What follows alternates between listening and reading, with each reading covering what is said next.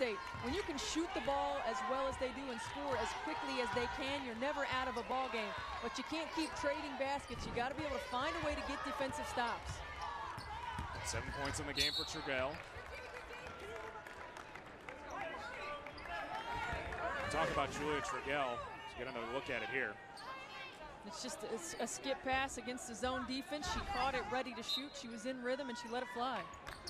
Trugell, we talked about the lone senior on this Penn State team. She meets with Coach Washington once every other week to just talk about some of the things the team needs from the coach, how they can work together as both a captain and a leader for this team. And she's been able to lead them so far to a second place standing in the Big Ten. Ball's going to be tipped away, and it'll go off Whitney Lindsay, so good defense there by the Lady Lions. And that's a stop that Penn State needs. Now they've got to be able to get a score and be able to answer. Bentley drives quickly down the court. She pulls up off the glass. No, won't go. Nixon on the rebound, draws the foul. Mia Nixon has such a knack for the ball, understanding where it is, but it started out defensively. Penn State active, the shot clock's winding down. A good job of playing position defense. And then able to get an opportunity at the foul line on the other end. And if you're Indiana, the biggest thing that you have to do is you have to be consistent. You can't go away from what was successful early. You've got to continue to attack the rim, continue to move without the basketball, play together, get scores in the paint, and then defensively continuing to pressure. Mia Nixon now with 11 points in the game. She heads back to the line, shoots 79% as she hits that one. And now the Lady Lions back within 8.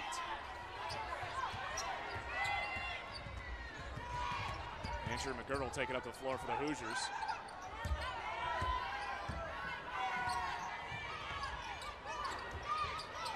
Got to give it to her.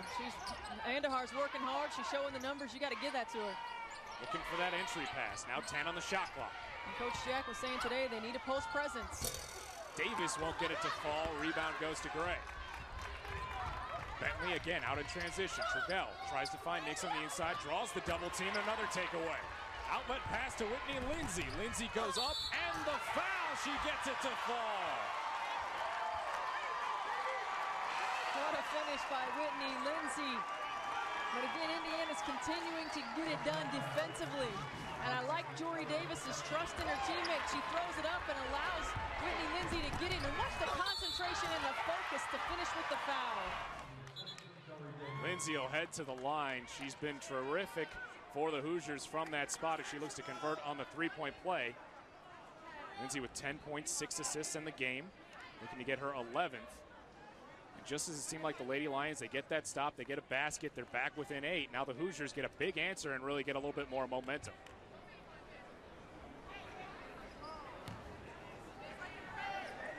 Talk about Lindsay. She was 7 of 8 from the free throw line in the last 3 minutes and 39 seconds against Illinois to help the Hoosiers put away that game on Thursday. It was a close one throughout, but thanks to the three-point free throw shooting of Whitney Lindsay, they were able to close out the game.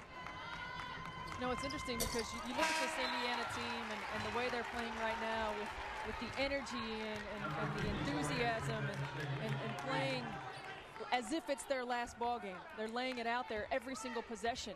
You know, this is an Indiana team that's been in a lot of close games. 12 games, 7 points or less. They've had opportunities, but this is how they've got to play in order to be successful. And they're 6-6 in those 12 games that have been decided by 7 points or less. Nikki Green gets the finger roll.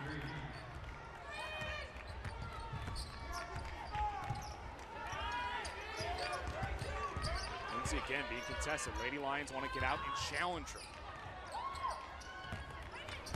Her way to the basket, throws it up, rebounded Trugell. Now Penn State out in transition.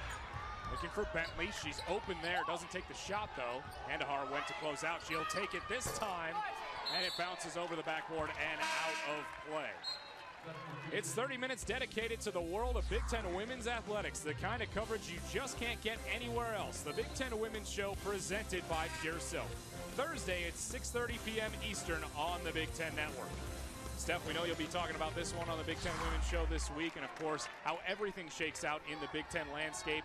Coming down to the final 4 games of the regular season, getting momentum to head into the Big Ten tournament, as well as look for that conference crown for several of these teams. Well, and throughout the season, it's been extremely hard to predict, Obviously, nobody could have predicted that Ohio State would be in the situation that they're in. And we heard Vera talk about Ohio State at halftime.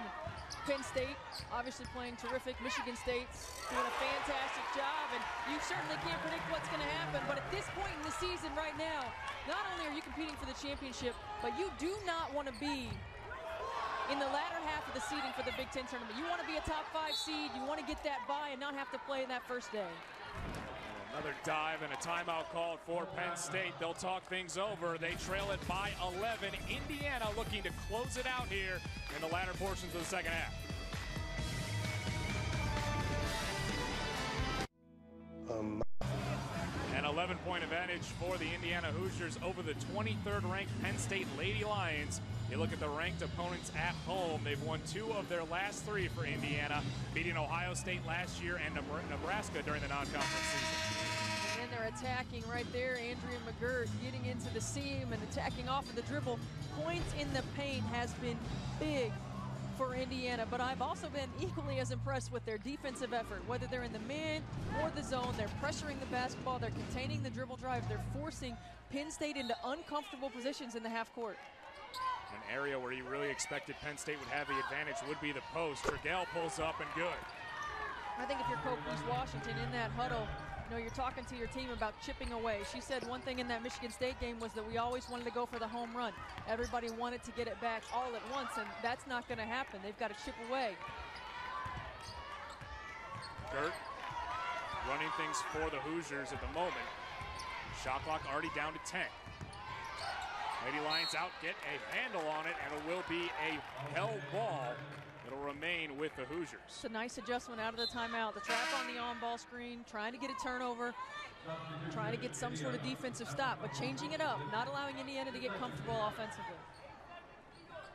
Penn State with 49 points so far in this game. They averaged 79 on the season, one of the top offensive teams in the Big Ten and nationally. Hoosiers doing a great job defensively, too, on the shot clock. They won't get that one. They will get it off just barely. It's off the rim, so no shot clock violation, though. Can't get it to fall. Bentley looks for Trigell on the baseline. In the corner to Gray, hits. Jaja Gray with a three-pointer. The second leader on this team in three-point percentage behind Maggie Lucas with another triple. And a smart extra pass by Julia Trigell. She probably had an opportunity to go up on the other side, but she saw her teammate. And Jaja Gray has got to get going for Penn State. She's only averaging 6 points and shooting at 31% from the 3 in the last 6 games. They need her to score to be successful, and Whitney Lindsay just continues her tear in leading this team. Lindsay having a phenomenal afternoon here, leading the team, being able to lead the team from the point guard position, but also scoring for them. She has not been able to score as consistently as, say, Jory Davis, but she's really making an impact in this one. I mean, she's made more of an impact in the scoring column in Big Ten play. She's really stepped up her production.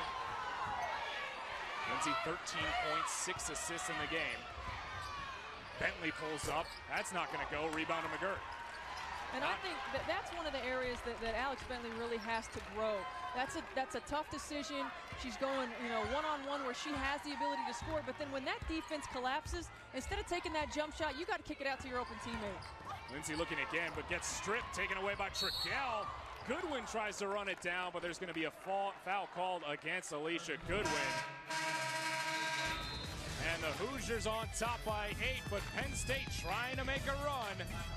Julia Trigell hoping to lead the way.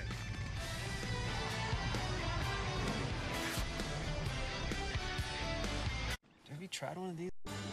For Penn State to get back in the ballgame, they've got to do things like this. Execution out of the on-ball screen. We're going to watch Julia Trigell as she sets the screen.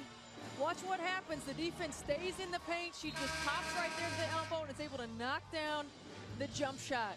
Penn State's one of the better teams, and they've done this even throughout the Reedy Portland era, where they just executing out-of-bounds plays has always been phenomenal. They pay attention to details. They understand the significance of giving themselves opportunities and taking advantage of those opportunities. We talked a little bit about the Indiana Hoosiers trying to take away those chances on the inbound plays. They wanted to make sure it wasn't the perimeter players who were able to get shots. They'll take it from Trigell, but she was able to connect. Well, Julia Trigell is the adjustment that Penn State has made to that, and right there she's getting a little bit taped up as well, but they're forcing the Penn State post players to take that elbow jump shot. So Coquise Washington puts Julia Trugell at the 4. She has a versatile player.